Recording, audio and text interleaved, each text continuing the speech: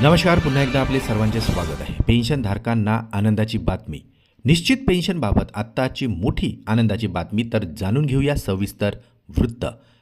त्यापूर्वी चॅनलला जर नवीन असाल तर सबस्क्राईब करायला विसरू नका आणि नवनवीन अपडेट मिळविण्यासाठी बेल आयकॉनला प्रेस करायलाही विसरू नका. अत्यंत आनंदाची कामाची बातमी शेअर करायलाही विसरू नका.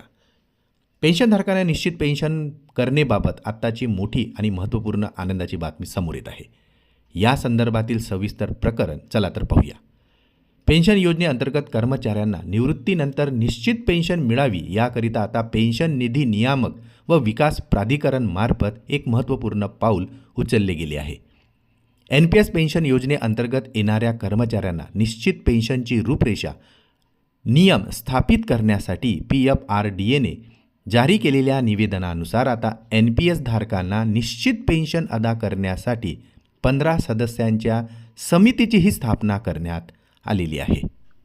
या समितीमध्ये वित्त, कायदा, भांडवली बाजार आणि शिक्षण मूल्यांकन अशा तज्ज्ञ सदस्यांचा समावेश करण्यात आलेला असून सदर समितीचे पेन्शन नियामक कायद्यानुसार NPS धारक सदस्यांना निवृत्तीनंतर स्थिर पेन्शन मिळावी हा उद्देश ठेवण्यात आलेला आहे. सध्याच्या NPS धारकांना आपल्या गुंतवणुकीवर निवृत्तीनंतर स्थिर पेन्शनची हमी नाही. यामुळे यामध्ये जोखीम अधिक स्वरूपाची दिसून येत असल्यामुळे यामध्ये सुधारणा करून NPS धारकांना आता निवृत्तीनंतर निश्चित पेन्शनची हमी मिळणार आहे.